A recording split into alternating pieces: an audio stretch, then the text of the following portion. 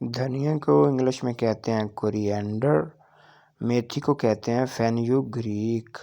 पालक को इंग्लिश में कहते हैं स्पिनच, भिंडी को ओकरा भी कहते हैं और लेडी फिंगर भी कहते हैं, मूली को कहते हैं रेडिश,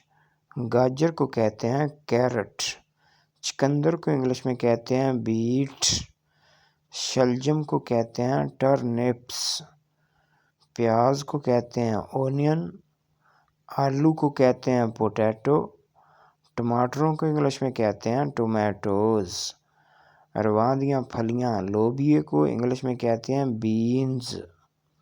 मटर को कहते हैं पीस, PEAS,